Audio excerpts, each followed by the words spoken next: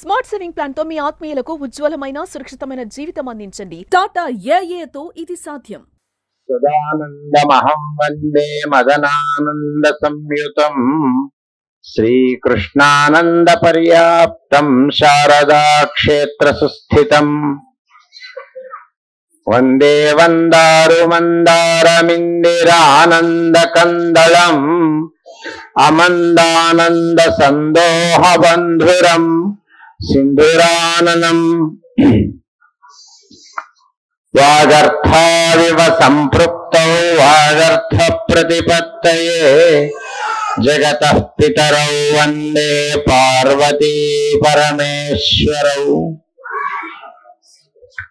వాగీశాయస్య వదనే లక్ష్మీర్యస్య చ వక్షసి యస్యాస్తే హృదయే సంవిత్ తం నృసింహమహం భజే సకుంకుమ విలేపనామలిక చుంబిక స్తూరికాం సమందహసితే క్షణాం సశరచాపపాశాంకుశాం అశేష జనమోహినీం అరుణమాల్యభూషోజ్వలాం జపాకుసుమ భాసురాం జప విధౌ స్మరేదంబికాం శుక్లాం బ్రహ్మ విచారసార పరమాం ఆద్యాం జగద్వ్యాపినీం వీణా పుస్తకధారిణీం అభయదాం జాడ్యంధకారాపహాం హస్తే స్ఫాటికమాలికాం విదధీం పద్మాసనే సంస్థితాం వందే తాం పరమేశ్వరీం భగవతీం బుద్ధిప్రదాం శారదాం. భోలా శంకర భగవాన్ కీ జై. భోలా శంకర భగవాన్ కీ జై. జగదంబా మహారాజ్ఞీ కీ జై. జగదంబా మహారాజ్ఞీ కీ జై. జ్ఞాన సరస్వతి మాతా కీ జై. జ్ఞాన సరస్వతి మాతా కీ జై. మదనానంద సరస్వతి స్వామి భగవాన్ కీ జై. మదనానంద సరస్వతి స్వామీజీ కీ జై. సమస్త ప్రపంచంలో అంతటా వ్యాపించి ఉన్న అంతటికీ కారణమైన పరమాత్మ చైతన్య స్వరూపం మన బాన్స్వాడలో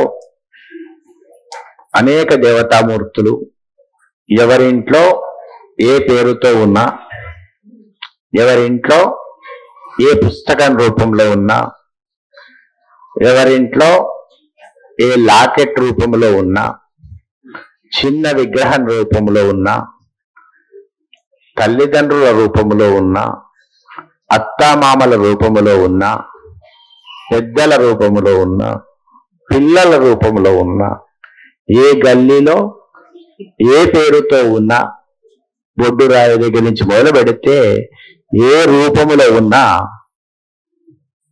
ఇక్కడ ఉన్న జ్ఞాన సరస్వతి మాతృ రూపంలో ఉన్న కార్యనిర్వాహకులైనటువంటి సంతోష్ పంతులు మొదలైనటువంటి బాన్స్వాడ బ్రాహ్మణోత్తర రూపములో ఉన్న పూర్తి నిర్మాణాది సారథ్యం వహించిన మరిగ కుటుంబ సభ్యులుగా ఉన్న నిర్వహణ బాధ్యత వహిస్తున్న శంభురెడ్డి దంపతులుగా ఉన్న అన్నిట్లలో నేనున్నానని ప్రతిదానికి 4 మాటలు చెప్పే తుకారాం గారిగా ఉన్నా, మేమున్నాం మీరైతే పూజ ప్రకటించుకోండి అని వచ్చే మా అమ్మలుగా ఉన్నా, పనివాళ్లుగా ఉన్నా, జిల్లాకంతా చూపిద్దామనే టీవీ వాళ్ళుగా ఉన్నా, నేనుగా ఉన్నా, ఎక్కడ ఉన్నా ఆ లోపట ఉన్న భగవంతుడు ఒక్కడే. మనందరి స్వరూపంలో వెలుగుతున్న ఆ భగవంతునికి నారాయణ స్మరణ పూర్వకంగా నమస్కారం చేసుకుంటూ శరన్నవరాత్రి మహోత్సవం, ఈ శరన్నవరాత్రి మహోత్సవంలో ఈరోజు అష్టమి మంగళవారం అత్యంత ప్రముఖమైనటువంటి రోజు. ఈ రోజుకున్న విశిష్టత ఏమిటంటే ఈ రోజు పూర్వాషాఢ నక్షత్రం కూడా వచ్చింది. అష్టమి మంగళవారము పూర్వాషాఢ ఇంకా మూలాప్రయుక్తం కూడా కొంత ఉంది. ఎక్కడైతే ఉంటుందో అది మహావిశేషమైనటువంటి యోగము. అందుకే అష్టమి మంగళవారం పూర్వాషాఢ వస్తే శాస్త్రము దాన్ని గొప్పగా చెప్పింది. పూర్వాషాఢేసు పూజనం అని చెప్పి హస్తా నక్షత్రంలో అమ్మవారి నవరాత్రాల్లో హస్తా నక్షత్రం నాడు ఆవాహన చెయ్యాలి. మూలా నక్షత్రం నాడు సరస్వతీదేవిగా అలంకరించుకోవాలి. పుస్తక రూపంలో చూడాలి. పూర్వాషాఢలో పూజ చెయ్యాలి. శ్రవణాంతే విసర్జయేత్ అని శ్రవణ నక్షత్రంలో అమ్మవారి యొక్క విసర్జన చెయ్యాలి అనేది ధర్మశాస్త్రం. అందులో అష్టమి మీరు అమ్మవారి నామాల్లో ఒక నామం ఉన్నది. అష్టమి చంద్ర విభ్రాజ దళిక స్థల శోభిత. అష్టమి అనేది చాలా గొప్ప తిథి. అష్టమి నాడే దుర్గాదేవి ఆవిర్భవించింది. అష్టమి నాడే కృష్ణుడు ఆవిర్భవించాడు. అష్టమిని ఈ పంతుళ్ళు జ్యోతిష శాస్త్రంలో నంద, భద్ర, జయ, రిక్త, పూర్ణ అని 5 రకాల తిథులుంటాయి. అందులో అష్టమి పూర్ణ తిథి, జయ తిథి. జయ, భద్ర, నంద, రిక్త, పూర్ణ. జయ, భద్ర, నంద బ్రహ్మాండమైన నంద తిథి. దీన్ని జయము కలిగించే తిథిగా చెప్తారు అష్టమిని. అష్టమిలో ఏ కార్యమైనా అష్టమిలో చెయ్యకూడని పని ఒకటి ఉంది, ప్రయాణం. ఒక ప్రయాణము తప్ప మిగతా ఏ కార్యం అష్టమి నాడు చేసినా అది శుభప్రదంగా అమ్మవారు చూస్తుంది. అష్టమి తర్వాత షష్ఠి. ఈ 2 ప్రయాణానికి తప్ప మిగతా అన్ని కార్యాలకు జయవంతమైనటువంటి తిథులు. అటువంటిది మంగళప్రదమైనటువంటి మంగళవారం రోజున ఇవాళ అష్టమి కలిసి వచ్చింది. నక్షత్రాల్లో పూర్వాషాఢకు పూజ చేసే నక్షత్రంగా పూర్వాషాఢ చెప్తారు. ఆ పూర్వాషాఢ నక్షత్రం ఇవాళ ఉంది కనుక మన జ్ఞాన సరస్వతి మాత మనందరికీ తన యొక్క పూర్ణమైనటువంటి కృపను అందించేందుకు ఇక్కడికి పిలిపించుకొని తన ఆశీస్సులు అందిస్తున్నది. మంచి బతుకమ్మ పండుగ విశేషాలు, బతుకమ్మ పండుగ రోజులు. బతుకమ్మ అనేది ఏ ధర్మశాస్త్రంలో దొరకదు. మీరు ఎన్ని శాస్త్రాలు తెలియజేసినా దొరకదు. దొరకకుండానే ఉండే అమ్మ. మీరు బాగా చూడండి, గాలిలో ఆక్సిజన్ ఉంది కదా, ఆక్సిజన్ లేకపోతే మనం బతుకుతున్నామా? ఇది ఆక్సిజన్ చూపియండి, దొరుకుతుందా? ఆక్సిజన్ దొరకకుండానే మనల్ని బతికిస్తుంది కదా. అదే విధంగా మనకు దొరకకుండానే మనల్ని బతికించే అమ్మ బతుకమ్మ. బాగా జ్ఞాపకం ఉంచుకోండి. మీరు శాస్త్రాల కోసం వెతికితే దొరకదు. ఇది కేవలము ద్రవిడ ప్రాంతంలో మన ప్రాంతంలో ఉన్నటువంటి గొప్పనైనటువంటి ఆచారము బతుకమ్మ పండుగ ఆచారం. ఇది ఎందుకు వచ్చింది మీకు ఆ విషయం ఒక నిమిషం చెప్తాను. ఈ పంతుళ్ళు వీళ్ళు బాగా చదువుకున్నారు. మీ సంతోష్ పంతులు కూడా చదువుకున్నాడు. నేను చదువుకోలేదు, మీరు చదువుకోలేదు. వీళ్ళందరూ గొప్పోడు అంటారు కాబట్టి చదువుకున్నా అని మీరు అనుకుంటారు. అనుకుంటావా అని నేను అనుకుంటాను, కానీ నేను చదువుకోలేదు. వీళ్ళు ఏం చేస్తారు, లోపల అమ్మవారిని పెట్టిన శ్రీచక్రం. ఆ శ్రీచక్రం పెట్టుకొని మనకు చెప్పే పూజ వేరు, శ్రీచక్ర అర్చన విధానం వేరు. అర్చన విధానంతో పూజ చేస్తారు వాళ్ళు. ఆ శ్రీచక్ర అర్చన విధానంతో పూజ చేస్తే మహాఫలితం ఉంటుంది. అందుకని ఎక్కడ పడితే అక్కడ దుకాణాల్లో దొరికిన శ్రీచక్రాలు బొమ్మలు తెచ్చి ఇళ్లలో పెట్టుకోవద్దు. దానితోటి ఫలితము సరిగ్గా రాదు. ఎందుకంటే శ్రీచక్రం ఇంట్లో ఉన్నదంటే చాలా నియమాలు పాటించాలి. చాలా గొప్పగా పూజా కార్యక్రమం కూడా చేయాలి. గొప్పగా అంటే పైసలు ఖర్చు కాదు, శ్రద్ధ, ప్రేమ, భక్తి, అర్పణ, దీన్ని గొప్ప అంటారు. ఆ విధంగా పూజ చేయాల్సి ఉంటుంది. అందుకని పుస్తకాలలో వచ్చిన శ్రీచక్రాలు, పటాలు అమ్మే శ్రీచక్రాలు, ఇంటింత బొమ్మల శ్రీచక్రాలు, ఎక్కడ పోయినా దుకాణాలకు దొరికే శ్రీచక్రాలు, వాటిని చూసి ఆనందించవచ్చు. మీ ఇంట్లో తెచ్చుకుంటే షోకేసులో పెట్టచ్చు. కానీ దేవతా పూజకు ఒక విధానమైనటువంటి శ్రీచక్రం ఉంటుంది, నా దగ్గర ఉన్నది. దాన్ని మేరు శ్రీచక్రం అంటారు. ఆ మేరు శ్రీచక్రానికి పూజా విధానం ఉంటుంది. మనం ఏమనుకుంటున్నాం, ఈ పంతులందరూ దానికి ఎన్ని ఉంటాయి? 9 ఆవరణాలు ఉంటాయి. 9 ఆవరణాలు ఉంటాయి. 9 ఆవరణాలు ఉండి పైన ఒక బిందు ఉంటుంది, చిన్నగా గుండ్రగా పైన ఒకటి ఉంటుంది. అంటే 9 ఆవరణాలు మీద ఒక బిందువు. ఈ 9 ఆవరణాలకు కింద ఇట్లా 4 ఉంటుంది, ప్లేట్ లాగా 4 ద్వారాలు ఉంటాయి. చతుర్ద్వార సమన్వితం. 4 ద్వారాలు, 3 వృత్తాలు, ఆ 3 వృత్తాలతో కలిపి 9 ఎత్తులు, దాని మీద ఒక బిందువు. బిందువు అంటే ఒక స్పాట్ అనుకోండి. ఇది శ్రీచక్రం యొక్క స్వరూపం. ఈ స్వరూపాన్ని ఈ పూజ చేసే వాళ్ళు బిందువు దగ్గర నుంచి మొదలు పెడితే ద్వారాల వరకు ద్వారశ్రీ అయిన మహా పూజ మీకు వస్తాయి. ద్వారాల్లో దేవతలు ఉంటాయి. ఆ దేవతలందరికీ పూజ చేస్తారు. మీ దాంట్లో ఒక లలితా సహస్రనామాల్లో ఒక నామం ఉంది, బిందు తర్పణ సంతుష్ట ఉందా? ఆ బిందు తర్పణ సంతుష్ట అంటే శ్రీచక్రంలో ఉండేటువంటి పైన బిందువు మీద తర్పణము నీళ్ల చుక్క వేస్తూ మంత్రంతో వేస్తే తృప్తి పడుతుంది అని అర్థం. ఆ బిందువుని ఏమంటారు? శివుడు, శక్తి. మీకు సౌందర్యంలో మొట్టమొదటి శ్లోకం ఏముంది? శివశక్త్యాయుక్తో యది భవతి శక్త ప్రభవితుం నచేదేవం దేవో న ఖలు కుశల స్పందితుమపి అతస్త్వామారాధ్యాం హరిహర విరించా విభిరపి ప్రణంతుం స్తోతుం వా కథమకృత పుణ్య ప్రభవతి అని. శివుడు శక్తి కలిసినటువంటి స్వరూపం బిందువు. ఆ పైన ఉన్నటువంటి బిందువును శివశక్త్యాత్మకం యుక్తాం బిందుం పూజయేత్ అని ఆ బిందు స్వరూపం ఉంటుంది.